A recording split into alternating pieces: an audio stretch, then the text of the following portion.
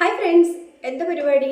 ഇന്ന് നമുക്ക് ഈ സീസണിൽ ആദ്യത്തെ ചക്ക കിട്ടിയിട്ടോ. അപ്പോൾ ചക്ക കുറേയൊക്കെ നമ്മൾ കഴിച്ചു. ഇനി നമുക്കൊരു അട ഉണ്ടാക്കാമെന്ന് വിചാരിച്ചു. ഒരു ചെറിയൊരു അട ഉണ്ടാക്കാമെന്ന്. അങ്ങനെ നമ്മൾ ചക്കയൊക്കെ ഒന്ന് റെഡിയാക്കി എടുത്തിട്ടുണ്ട്. ഇത് നമുക്കൊന്ന് വേവിച്ചെടുക്കണം കേട്ടോ. ഇനി നമുക്കതിന് ആവശ്യമായിട്ടുള്ള ശർക്കരപ്പാനി ഉണ്ടാക്കാം. അതിനായിട്ട് ഞാൻ 1 കപ്പ് വെള്ളത്തിലേക്ക് കുറച്ച് ശർക്കര ഇട്ടിട്ടുണ്ട്. നമുക്ക് മധുരത്തിന് ആവശ്യമായിട്ടുള്ള ശർക്കര, അതിലേക്ക് 1 ടേബിൾ സ്പൂൺ ഏലക്ക, അതിലേക്ക് ഞാൻ 1 ടേബിൾ സ്പൂൺ നല്ല ജീരകവും കൂടെ ചേർത്തിട്ടുണ്ട് കേട്ടോ. ഇല്ലെങ്കിൽ ഇത് പൊടിച്ചിട്ട് പൊടിയായിട്ട് ചേർത്താലും മതി. അപ്പം ഇടയ്ക്ക് ഇങ്ങനെ കടിക്കുന്നതിനേക്കാളും എനിക്കിഷ്ടം ഇങ്ങനെയായതുകൊണ്ട് ഞാൻ ആ വെള്ളത്തിലേക്കായിട്ട് ഇട്ട് കൊടുത്തിട്ടുള്ളത്. ഇനി നന്നായിട്ടൊന്ന് തിളച്ച് ശർക്കര മെൽറ്റായിട്ട് വരട്ടെ. ഇനി ഞാനൊരു പാത്രത്തിൽ കുറച്ച് നെയ്യ് ഒഴിച്ചിട്ടുണ്ട്. ഇനി നമുക്ക് തേങ്ങാക്കൊത്തൊന്ന് വറുത്തെടുക്കാം കേട്ടോ. 1/4 കപ്പോളം തേങ്ങാക്കൊത്ത് ഇട്ട് കൊടുത്തിട്ടുണ്ട്. ഇത് നന്നായിട്ടൊന്ന് മീഡിയം ഫ്ലെയിമിലിട്ടിട്ട് നമുക്കൊന്ന് വറുത്തെടുക്കാം. ഇടയ്ക്കൊന്ന് ഇങ്ങനെ അടയിൽ കടിക്കുന്നത് നല്ല ടേസ്റ്റ് അല്ലേ. ഇനി ഞാൻ ഒന്ന് വേവിച്ചെടുത്ത ചക്ക ഇതിലേക്ക് ഇട്ട് കൊടുത്തു കേട്ടോ. ചക്ക ഒന്ന് പെട്ടെന്ന് മിക്സ് ആവാൻ വേണ്ടിയിട്ട് വെറുതെ ഒന്ന് വേവിച്ചെടുത്തിട്ടുള്ളൂ. ഇപ്പം ഗ്യാസൊക്കെ എല്ലാവർക്കും കിട്ടണമെന്നൊന്നും ഇല്ലല്ലോ. അപ്പോൾ അതുകൊണ്ട് തന്നെ മിക്സിയുടെ ജാറിലിട്ട് അടിച്ചെടുക്കുന്ന രീതിയൊക്കെ ഉണ്ട്.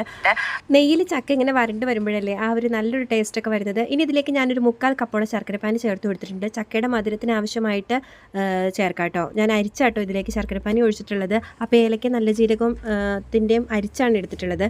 ഇനി ഇത് നന്നായിട്ടൊന്ന് വഴറ്റിയതിന് ശേഷം ഇതിലേക്ക് നമ്മൾ വറുത്ത് വച്ചിരിക്കുന്ന ആ തേങ്ങാക്കൊത്ത് ഇട്ട് കൊടുക്കാം. ഒരു മീഡിയം ഫ്ലെയിമിലിട്ടിട്ട് നല്ലപോലെ ഒന്ന് വരട്ടിയെടുക്കാം കേട്ടോ. അതാണ് ഞാൻ പറഞ്ഞത്, ഗ്യാസൊക്കെ കുറവുള്ള സമയത്ത് ഇങ്ങനെയൊന്നും നമുക്ക് വരട്ടിയെടുക്കലൊന്നും നടക്കില്ലല്ലോ.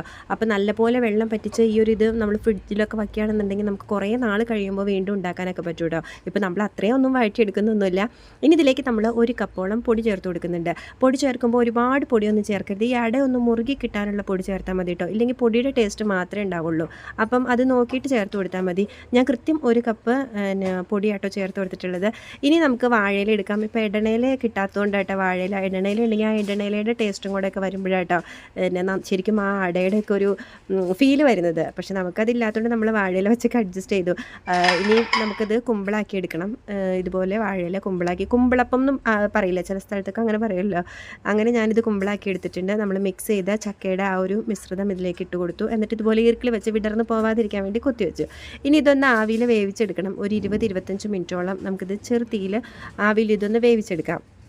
അപ്പോൾ അവിടെ ഒന്ന് വെന്ത് വരട്ടെ.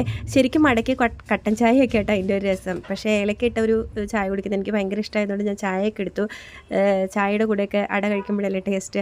അങ്ങനെ നല്ലപോലെ വെന്ത് വന്നിട്ടുണ്ട്. ഇത് വെന്ത് വരുമ്പോൾ തന്നെ നല്ലൊരു മണം വരും കേട്ടോ. ഇടണയിലാണെങ്കിൽ കുറച്ചും കൂടെ ഒരു മണമൊക്കെ വീശും. അങ്ങനെ നമ്മൾ നമ്മുടെ ഈ സീസണിലെ ആദ്യത്തെ ചക്ക കൊണ്ട് നമ്മളൊരു ചക്ക അട ഉണ്ടാക്കിയിട്ടുണ്ട്. അപ്പോൾ നല്ല ചൂടൊക്കെ ഉണ്ട് കേട്ടോ. ചെറു ചൂടിന് ചായയുടെ കൂടെ കഴിക്കാൻ നല്ല ടേസ്റ്റാണ്. ഇനിയിപ്പോൾ ചക്കയുടെയൊക്കെ സീസണല്ലേ, എല്ലാവർക്കും ഇത് തന്നെയൊക്കെ ഉണ്ടാക്കി നോക്കിയാലോ. അപ്പോൾ അടുത്ത കുഞ്ഞു വിശേഷങ്ങളും ഈസി റെസിപ്പീസായിട്ട് കാണാം. Thank you.